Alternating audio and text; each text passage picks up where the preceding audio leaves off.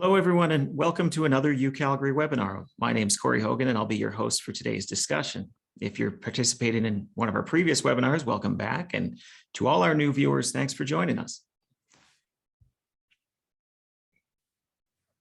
Before we begin, I'd like to acknowledge that we're hosting this webinar on the traditional territories of the people of the Treaty 7 region in southern Alberta, which includes the Blackfoot Confederacy, comprising of the Siksika, Piikani, and Kainai First Nations, as well as the Tsuut'ina First Nation and the Stoney Nakoda, including the Chiniki, Bearspaw, and Wesley First Nations.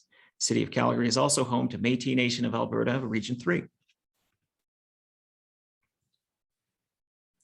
Over the past 2 years, Calgary webinars have shifted from concentrating on COVID and its impact to addressing a wider array of issues that are of interest to our community, from energy and the environment to economics, sports, mental health, to equity, diversity, and inclusion.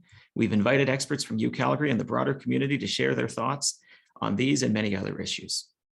Today, I'm joined by a panel of distinguished guests to discuss vaccination, specifically those who are resistant or even downright opposed to vaccination, and try to pull out some understanding and maybe even a path forward here.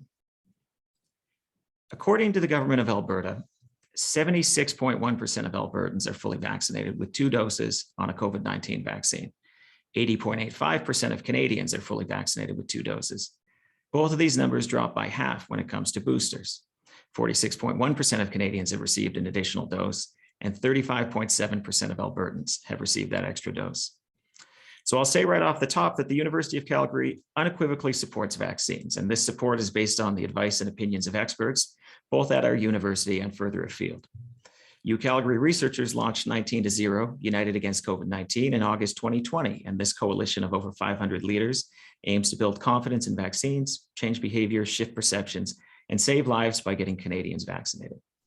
But this support does not mean disinterest in understanding opposition, quite the opposite. Understanding and engaging with different perspectives is critical as a research university and to reach our goals of COVID-0. So that's why, together in this webinar, we're going to unpack vaccine hesitancy and vaccine opposition. It matters a great deal to the health of our community, and it matters a great deal to us. So with that, I'd like to introduce you to our distinguished guests. Dr. Sajjad Fazel is an internationally recognized public health professional with over 5 years' experience working in health policy, advocacy, and communications. Sajjad is currently Manager of Research Impact at Crohn's and Colitis Canada. He's devoted to science communication, created the Afya Yako program, a health promotion initiative that improved health literacy to over 100,000 Tanzanians. And Sajjad has been involved in COVID-19 misinformation research, and his work has been featured in major news outlets across the world, including BBC, CBC, CTV, and Global News. Also joining us is Dr. Craig Jenny, who is a Canada Research Chair and Associate Professor in the Departments of Critical Care Medicine and Microbiology, Immunology, and Infectious Disease. Dr. Jenny completed his PhD at the University of Calgary in 2005, followed by postdoc positions at the University of California, San Francisco, and the Australian National University before returning to us here in 2009. Dr. Jenny began an independent research program in 2013 to study infectious disease such as drug-resistant bacterial infections and influenza. And his work is supported by funding from Canadian Institutes for Health Research, Natural Sciences and Engineering Research Council, the Heart and Stroke Foundation of Canada, and the Canadian Cancer Society Research Institute. In addition to all of this, Dr. Jenny keeps busy by serving as the Scientific Director of the Snyder Translational Laboratory in Critical Care Medicine. The Snyder Lab works to foster clinical research projects to develop an understanding of underlying mechanisms of critical illness in an effort to improve patient care and outcomes. So welcome to both of the panelists here, and thank you so much for joining us today. As we jump into the discussion here, I encourage anybody who's watching to submit questions at any time using the Q&A feature at the bottom of the screen. And to get us kicked off here, we're gonna have a bit of a conversation on these matters more generally. And I wanna start pretty broad and maybe do a bit of a level setting here. But, you know, in my opinion, there's 2 ways to look at our current vaccination levels, right? On one hand, 4 in 5 Canadians have received 2 doses of a vaccine that's only been broadly available for a year. On the other hand, that means 1 in 5 Canadians is turning down life-saving medication that would go a long way in allowing us to manage a deadly disease. So it's your classic glass half full, glass half full of COVID situation. So let's start here. In your opinion, is there a COVID-19 vaccine hesitancy policy? And maybe Sajjad, we'll start with you. Yeah, thanks a lot, Corey. Thanks to all the organizers as well. It's a pleasure to be here and everyone who has joined us. Yes, there is a vaccine hesitancy problem in Canada. Again, 1 in 5 Canadians are not vaccinated. I also think it's crucial for us to keep in mind that vaccine hesitancy is broad. We have two groups of people. We have those who are vaccine hesitant, and maybe because they still haven't understood how the vaccines work. They're worried about side effects. Maybe they've had a past bad experience with another previous vaccine, or visiting the healthcare system. This also includes people of color. And so that's the hesitant group where, through education, health promotion, dialogue, we can move them closer and allow them to make the right choice of taking the vaccine. On the other hand, we have those who are anti-vaccine and anti-science. And that particular group of people is why we have mandates in place, so that we reach towards the goal of having everyone vaccinated, even though they don't believe in the science, and maybe they believe in conspiracy theories. And we can unpack this more later on. Yeah. And Craig, what about you? What are your thoughts on the matter? Yeah, I think it's very clear that there is a vaccine hesitancy issue with COVID-19. But as pointed out, this extends far beyond COVID-19, although there may be a couple of unique aspects that have arisen over the last 2 years. I think the other piece that sometimes gets lost when we look at the big numbers is this is not universal across the country. And as you pointed out, Corey, that there are differences between national averages or even provinces that are exceeding those national averages, that they have figured something out or have developed strategies that, for example, are not working here. When we put those numbers in perspective, the Alberta numbers, we are the least vaccinated province in the country. We are the province with the least number of booster shots administered. And even bringing the territories into the equation, we are the lowest vaccinated jurisdiction in the country. So this isn't something that is unique to simply COVID.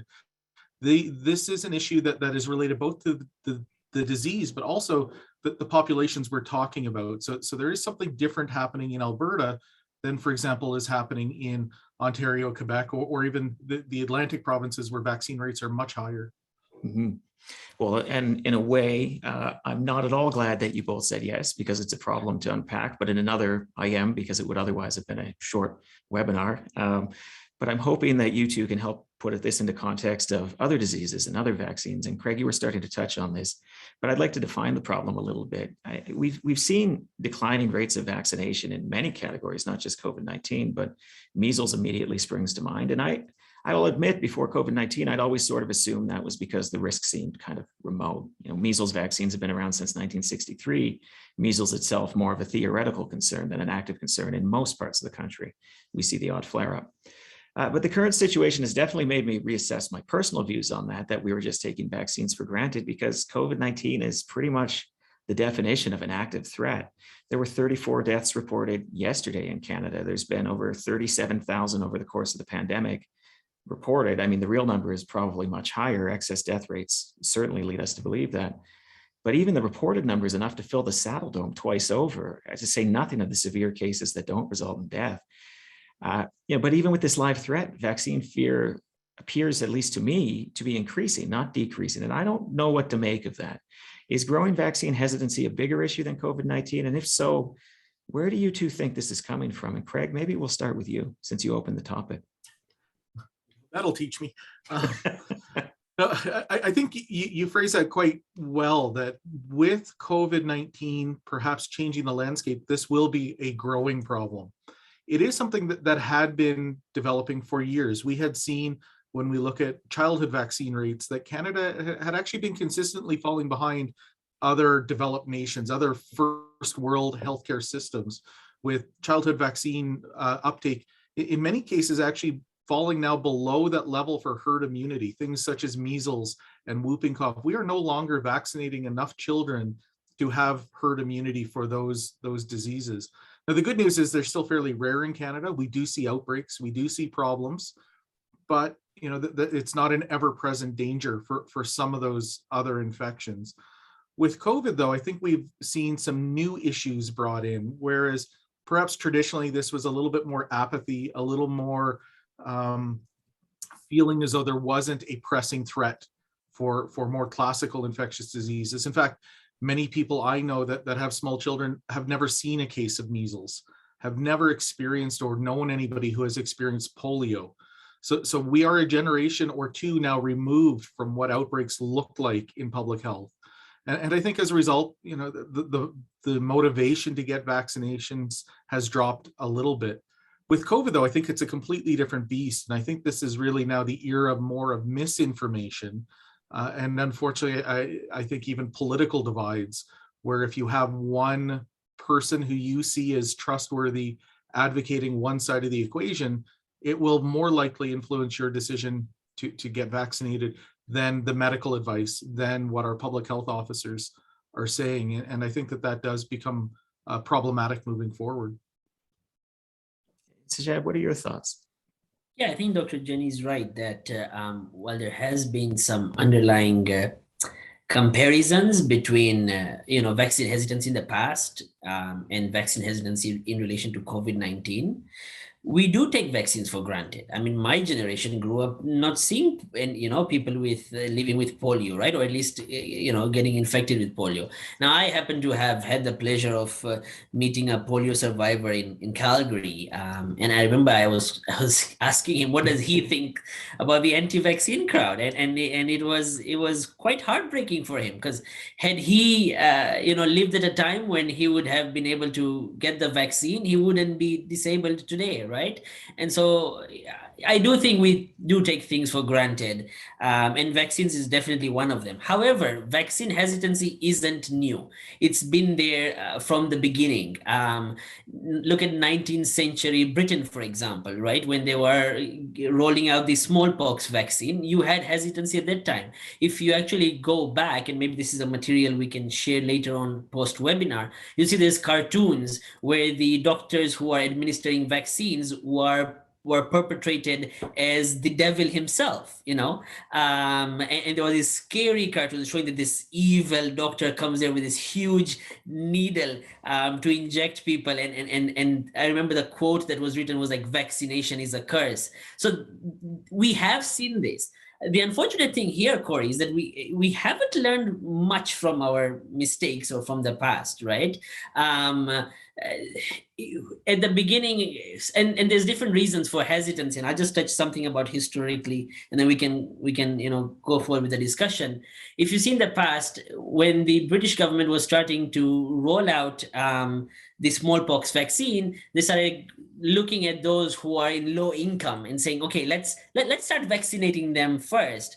And although maybe the thought process wasn't as a trial and error, it was, let's vaccinate those who are more vulnerable. It was taken as, are they testing us as guinea pigs, right? And then fast forward all the way to the Tuskegee trials, right, where there was discrimination, and the medical community made a huge error over there with the Black community. It's not odd for people to be hesitant. I always say, look at my grandmother, right? My grandmother is an Indian, right, who believed in herbal medications. That's how she was born, right? And so she believes, if you drink a cup of ginger lemon tea, it make you a sore throat. Would ginger lemon tea soothe a sore throat? Yes, it will. Together with honey, it has some properties to soothe the sore throat. Will it cure any viral disease? No. So, but at the same time, if my grandmother says, "Hey, drink a cup of ginger lemon tea, it make cure COVID," I can see where she's coming from. Although I'm going to refuse it, but I'm going to have an empathetic conversation with her and say, "This is how it is," instead of saying, "Nah, grandma, you're just crazy." Right? So I think having that discussion and knowing where people are coming from is what we need to do.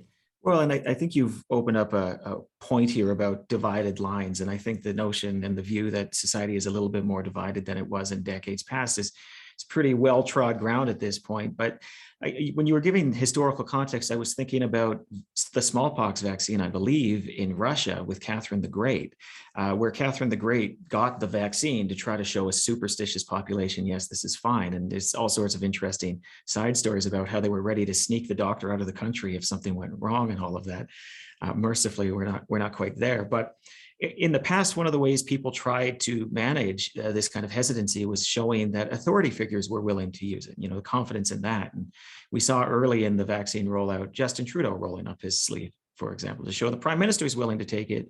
You should be willing to take this AstraZeneca vaccine as well, the Gen X vaccine, as we were all calling it at the time. But we're now in very divided times. And if a Justin Trudeau rolls up his sleeve, that may in some ways push people against it, to your point about authority figures and who you listen to and who you talk to. And so it would be impossible to go a minute longer in this conversation without bringing in social media and the way that we divide ourselves into camps. How is, to your point about this is not new, but maybe some of the tools are different. How new is this issue? How has social media changed the conversation? Is it just a lazy thing to blame social media? Is it a part of the equation? And what's your read on kind of the tribalism that we've divided into politically and how that's playing into the equation? And Craig, maybe I'll start with you. Sure. Politics, me. Yeah, I think, one thing we've known for years is the internet, social media makes it immediately possible for confirmation bias. So if you have heard something, if you worry about something, I mean, we've all done that. You get a strange ache in your knee and you Google it and all of a sudden you realize you're probably going to lose your leg because you've caught some virus nobody's ever heard of. There's an issue with looking for a problem on the internet, and that is you will get the facts that support your opinion or your bias as opposed to the unfiltered raw data, the raw facts. I think the internet has also created a bit of an issue with all facts are considered equal, and that's clearly not the case. And I mean, even in my own experience, I've been horrified at the number of Canadians we've lost to this virus. And when we hear numbers of 37,000, it's a big number, but I don't think any of us can put our head around that. In fact, until you 5 minutes ago, Corey, had said that's 2 saddle domes. I think context like that is what we need. I think where we as a society are pretty bad with numbers. We hear that there are adverse events following vaccination, and that's a reason not to be vaccinated. But normally those rates, those numbers are on a completely different scale than the adverse events of catching a disease. But we see it. We see that it's a problem, and we sometimes lose context. So we routinely hear that COVID-19 is no worse than a flu. And if we look at the numbers in Alberta alone, we've lost approximately 20 times the number of people we would in a flu season. So and that's per year, 40 times overall for 2 years. So, this is a very dangerous virus. This is not a mild virus. And yet we hear it all the time that this is no different than a flu. And that's because if you want to find that information, you can Google it and somebody's opinion piece will align with your position. And now you feel validated in that fact, as opposed to having access to all facts and being able to evaluate them on face value. It's certainly, I don't know, I myself have been guilty of this. Sometimes when I'm in an argument with my wife, for example, I will Google the answer. And when I get not the answer I want, I will restate the question to find the answer that I want, which is obviously not a level of rigor I'm proud of, but it's very easy in this day and age to, to find something that reinforces your point of view. And Sajjad, what do you think? Do you think that this is, technology driven? Do you think it's bigger than this? Do you think the solutions are technology driven? Where is your thoughts on this? Yeah, great question. So I think, again, Dr. Jenny is right that we do have we don't look at numbers very, very carefully. We don't measure or weigh the risk-benefit ratio very accurately. At least some people in society don't. You're more likely to get hit by a car walking outside than you are of getting the rare side effect from the vaccine, right? And so does that mean you're going to stop walking outside? This is the thing that I think we need to take into consideration when you're trying to decide, should I get the vaccine or not, right? What are the side effects, the minor ones? What are the adverse side effects that could be serious but are rare and treatable? And then what is the benefit, right, of the vaccine? And then you weigh it out, of course, getting accurate sources of information, and then make an informed decision. At the end of the day, Dr. Jenny, myself, we're not here to convince people to get the vaccine. We're here to help them make an informed choice, right? At the end of the day, it's your choice, but we want to make sure you get the accurate information and accurate sources. Now, when it comes to social media, it's interesting. I think as social media has definitely exacerbated misinformation, and not just COVID-19 misinformation. So before COVID-19, I worked on cancer misinformation research, and we also found that even in other areas of misinformation, including cancer, anything that's false would spread faster on social media than anything that's true. So studies have shown there was a false claim that smoking cannabis would cure cancer.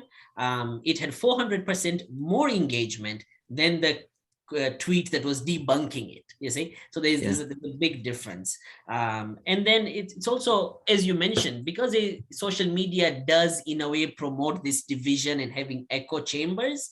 Whether it's trolls, whether it's foreign bots, which has been found to be true, people causing division, or whether it's just people who, because the algorithm automatically sends you to people who are you're most likely to agree with. So, if you follow, and this is how they run the business, right? If you're looking for a laptop with, one company, they're going to show you more. But similarly, if you're looking for misinformation, they're going to show you more. And it has created an echo chamber. It has made people less likely to listen to opinions that are different from theirs. And this is causing more hesitance in the first place. So I do think the social media companies have a role to play. In our study, we found Instagram misinformation related to COVID-19. We went 6 months later on to analyze the same data. And although we reported those posts, none of them were taken down. So I think social media companies have a huge role to play when it comes to taking down misinformation, especially health misinformation that can endanger someone's life. Well, it's interesting, and you talk about the virality of false posts being more significant than the accurate posts. And I think one of the things that I always struggle with here is it feels like an asymmetrical war. It feels like the false information has the upper hand because the truth will only ever be as interesting as the truth, whereas a fiction can be as salacious, as interesting as you want it to be. And it can evolve, it can mutate, it can change into an entirely different argument if that other argument's not landing. Truth doesn't really have that advantage, I suppose. And so there seems to be something sort of baked into it, and obviously an interesting parallel with viruses, which is why we say virology to begin with. But zooming out, what draws us to this? Why do we believe in conspiracy theories, especially ones that it does seem would be fairly easy to debunk in some cases? Is it based on distrust in experts? Is it something bigger than that? Is there just something human or basic that you found in your research? Yeah, great question. So what we found, at least from the Instagram study, was that there's a lot of correlation between COVID-19 misinformation and other conspiracy theories. And research has shown that if a person is more likely to believe in one conspiracy theory, then they're more likely to believe in other conspiracy theories or other false beliefs. So if you believe that the earth is flat, that we never went to the moon, then you're probably going to believe that COVID-19 is a hoax and that the vaccine doesn't work. There's also a correlation between anti-government sentiments and COVID-19 misinformation, which is what we found. So those who have distrust for the government and public institutions definitely are more likely to believe in COVID-19 misinformation and conspiracy theories. Now, two things stem from that. It could be that somebody actually had, again, that's why I separate anti-vaccine against those who are vaccine hesitant, right? If you have had a bad experience with the healthcare system, it is the healthcare professional's fault, and you haven't gotten that time to have a one-on-one conversation to explain to you what's going on, especially when it comes to the vaccination. That's something we have to address separately with education and health promotion, something that 19 to 0 is doing, something that the initiative This Is Our Shot has done, right? By rallying up community members and saying, hey, if you have taken the vaccine, share it with your friend. It shouldn't always be health professionals and public health authorities who are saying get the vaccine. If the barber down the street, has got his shot and he shares it with you, you're more likely to say, hey, he has been okay, maybe I'll be all right, right? So building that sense of community and showing that you're not getting the vaccine only for yourself, but to protect others as well. So that's one way to go about it. The other way is the anti-vaccine crowd who don't believe in science, don't agree with science. And for that, I think that's where mandates come into play. And I know there are people who don't like the mandates, but when the carrot doesn't work, then the stick comes out. And that's where I would say the mandates come in. And for that group of people, you can try to convince some of them or have a discussion. But if you're so down that rabbit hole, it takes a while to come out of it. Yeah, and it does strike me that one of the challenges here is trust. And when you're down the rabbit hole, sometimes what led you down there was a breaking of trust along the way. And I want to make sure that we're being fair to how some people get to the place that they're at here. And so, Craig, I'm wondering your thoughts on this. Earlier in the pandemic, well, let's put it this way. This has been an evolving situation, and public health advice has evolved. And I think that changing of public health advice at different times has given some people perhaps an excuse. They would have found another one perhaps in some cases, but in other cases, they're saying, well, maybe people don't know, right? How much does trust play into this? How much responsibility lays on public health experts for maintaining that trust? And what can we do about it overall? Yeah, it's a great point. I think trust is probably the single most fundamental piece of this equation. And, we often have to realize one way to build that trust is to talk with people and not at people. Right. And I think that's something we fail to do at times. But it's also the real-time nature of this that has brought a lot of the questions in. And we have seen evolving guidance. And whether that is admitting mistakes or whether that is refining, for example, guidance on the virally vectored, AstraZeneca vaccine and blood clots or other issues, they become rapidly amplified. In sort of my perspective, from a biology point of view, it's actually evidence that the system works. It's evidence that as issues arise, our guidance modifies. We are always seeking the better and best practice possible. And I think any policy that simply is carved in stone and doesn't evolve, no matter how safe it is, it can always be better. And I think people see those changes as errors or weaknesses or reasons not to be involved. The other side of that, and I think this is an issue directly again with this idea of technology and social media, is this is also the first public health crisis we've been dealing with the access of the public to preprint, non-peer-reviewed science. And I think that creates an interesting scenario that there are facts out there or ideas out there that appear to be validated, appear to be science-based, and often these pre-published papers are withdrawn because there are errors or they don't meet the scientific standard. And yet, as pointed out, they tend to echo. They were up on a server, people access them saying vaccines cause this trouble, or a recent one was written by a group of economists saying that public health restrictions did not have a meaningful effect. But when we look at the science behind it, it doesn't meet an acceptable standard of science, and yet it appears to be science to the lay public. And I think that those do a great deal of harm. And we really do not have a strategy or means to offset that set of facts that perhaps don't meet the same standard as what we hear from Public Health Agency of Canada or our local public health officers. We're going to go to Q&A now. There's a couple of questions that have come in. I encourage you to use the Q&A function as we're running through. We've got a question from Colleen here that near and dear to my heart as a communications professional. What are the strategic and practical challenges to communicating with many and disparate groups? This is a health crisis that affects everybody, and that's a pretty diverse, audience, as we say in my line of work. So, Sajjad, what are your thoughts on that? What are your recommendations? And what is the path forward? Yeah, interesting question. Definitely something that we have been working on, looking at health communication in general.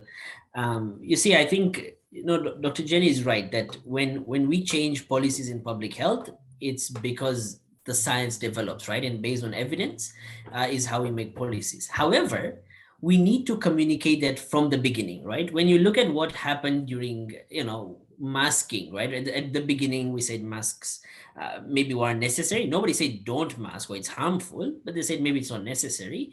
And then later on, as the science developed and we found out more about how the virus spreads, then the mandate, then we said, okay, masking is preferable and then it's mandatory. And as Dr. Jenny said, that doesn't mean the system is broken. That shows the system is working because we are going with evidence. However, the communication should have been better.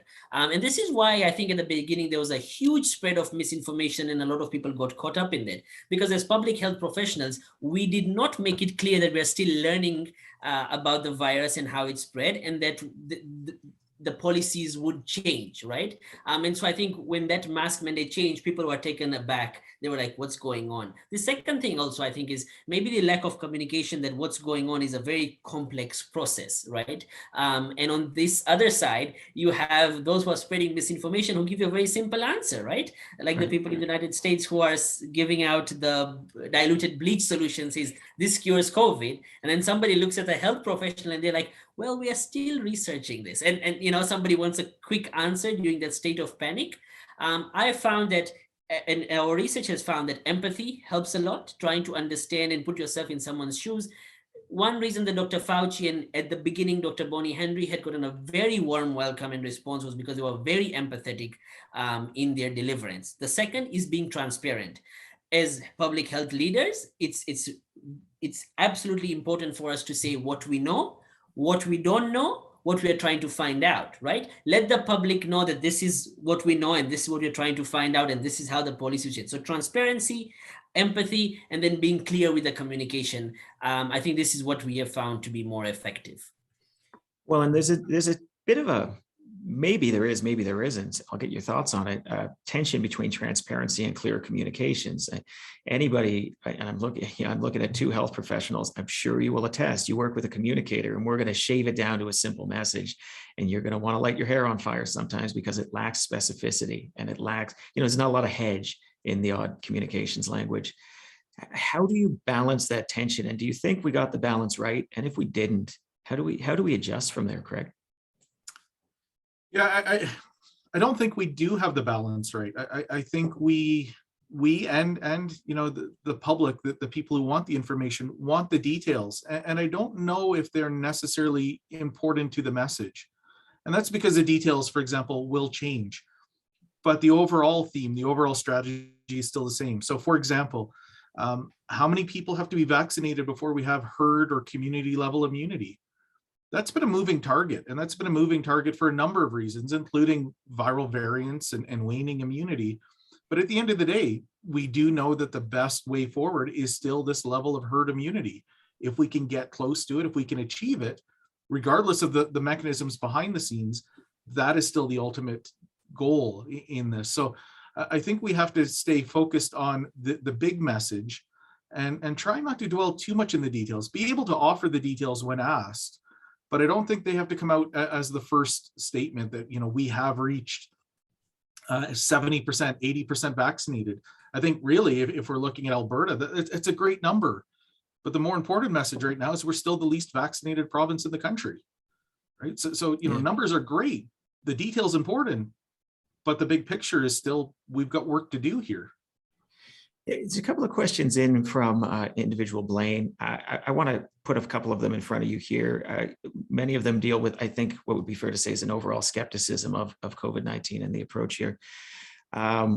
One is infectious disease has plummeted over the years. Is this due to vaccination or the implementation of public health measures, including sewage management, i.e. invention of flush toilet? Since when is it appropriate for the CEO of Pfizer to set public health policy? What age group is susceptible to severe infection? Should we risk an experimental jab on a population that faces a very small risk? And you can take any of those questions sort of individually, and I'll start with you, Craig, or maybe just kind of step back. And I'll just say there are confounding variables out there. And how do you weigh one variable against another? Yeah, so it's difficult because there are two equations. That one is one variable against the other for the greater good of the community versus the individual person. And I do think that that's a line that gets blurred, particularly when it comes to vaccinations. Looking at even the questions that are asked, we with public health measures, appropriate sanitation and septic systems. Absolutely, it's played a massive role in public health. We no longer see massive, for the most part, bacterial outbreaks, right? That's fantastic. We still see flu outbreaks. We still see, we had smallpox. The only thing that eliminated smallpox was global vaccination. We still have polio, again, largely eradicated in North America and parts of Europe through vaccines. As you pointed out, it's not one answer. It's a combination of strategies. When it comes to COVID, a lot of people that I talk to, a lot of people that are hesitant or not wanting to be vaccinated perceive their own personal risk as low. If I get the disease, I'm young, I'm healthy, I have no underlying, absolutely, your personal risk is low. Your risk of transmitting that virus to someone who has a higher risk remains elevated. That's a problem. If your risk is low, you likely will survive it. Are you going to occupy a hospital bed for a couple of weeks? Does that mean that a cancer patient does not have access to healthcare? So these decisions are often lost in the individual question about, well, I'm at a low risk group, so I don't need a vaccine. Whereas some of these programs are designed to preserve the healthcare system, to protect your neighbors, to protect your kids, protect the at-risk people in your community. So your perceived personal risk may not be the whole picture when we see public health policy such as masking or vaccine mandates for certain activities. And when we come to the conversations about those individual choices, there's an interesting question here. I'll have to find it again, but it's from Sandy saying, well, your colleagues in the healthcare profession, what rationale do they use if they're anti-vax? Maybe if you know any or whatnot. What are the arguments that have currency on the other side that maybe we need to think about and address? Directed me first, or? Yeah, sure, absolutely. I don't know. I will admit I'm fortunate enough that none of my immediate colleagues are vaccine hesitant. Perhaps working in an immunology/virology research group, we probably helps. Yeah, an acute understanding of exactly what's going on. But we do have family members. We do have. And it's difficult. It really is, and a lot of it is really stemming from something they heard somewhere. And I think when people have doubts, have hesitancy, it's really difficult to overcome that. When, if you can provide them the facts, they can very quickly check those facts, and while they're doing that, will get reinforced on their own perspective. Right? It's not just that the facts come up, but so does it social media in their search. So it becomes very difficult, but it is possible. I think the key we have to remember, and it's something that we do often lose sight of, is instead of simply telling people what to do, we have to understand why they're hesitant. And there is no one reason. Every person is different, but we have to appreciate that the reason why they do not want a vaccine or do not believe they need a vaccine is a very real reason to them. This is, whether we agree with it or not, it is a very real concern to them. And if it's a concern to them, it is a legitimate concern. So we have to try and understand that, and have to try and provide them the tools and evidence to understand and address that concern. Well, and Leanne has a question that is directly tied to that. What are your thoughts about physicians who have either fallen into spreading misinformation accidentally or are actively presenting it? Lots of physicians in the world, of course, but it does seem to be one of those points of validation you see more on the anti-vaccination side. This healthcare professional says X. What's the approach there when, foundationally, we're asking people to trust their healthcare professionals? Sajjad. Okay. I think so. Yeah, there are some health professionals, although a very few subset who are spreading misinformation. Yes.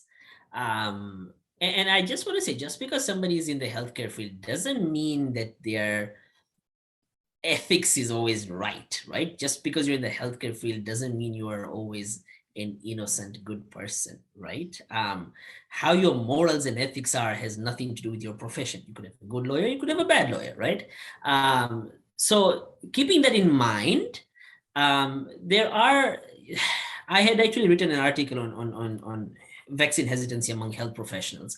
And if you look at it, I can say, at least for when it comes to vitamins, and those who believes, oh, maybe vitamin D can reduce COVID-19 or can prevent COVID-19, and for claims like those, you'd see that anyone, including a healthcare professional, would fall into conspiracy theories and misinformation gradually, right? You'd see someone first starting to say, oh, maybe they believe a herbal medication soothes some symptoms, which could be true.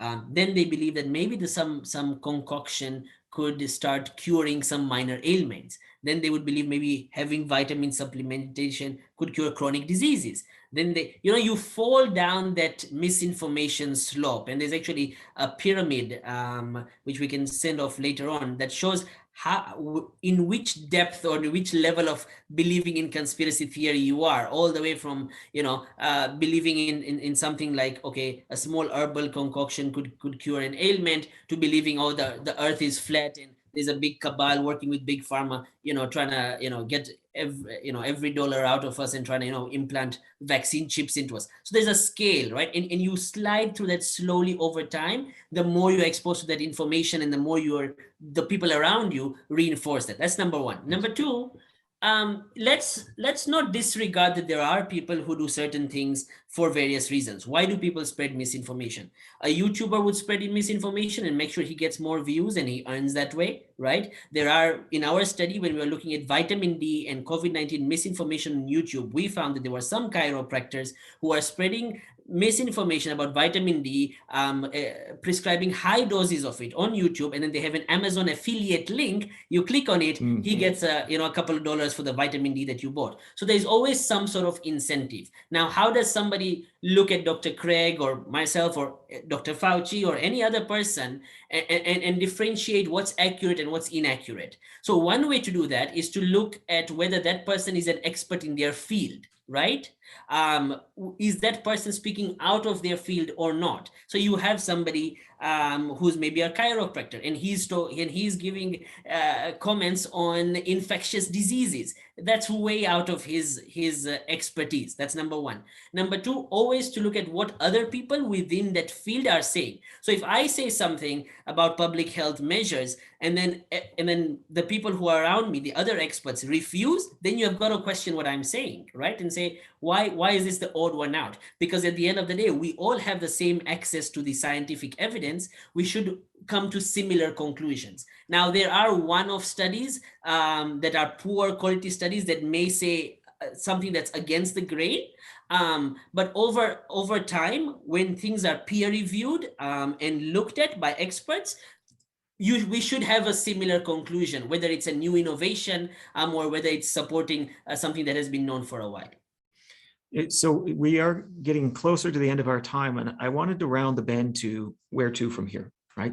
And there's a couple of questions that have come along there with some recommendations or some thoughts. I'll use them as a launching off pad, but I'm hoping we can have a broader conversation of what you think we should do to address vaccine opposition more generally. And one from Carla here.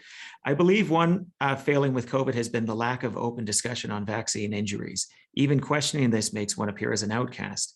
Isn't the advancement of science supposed to be based on honest dialogue?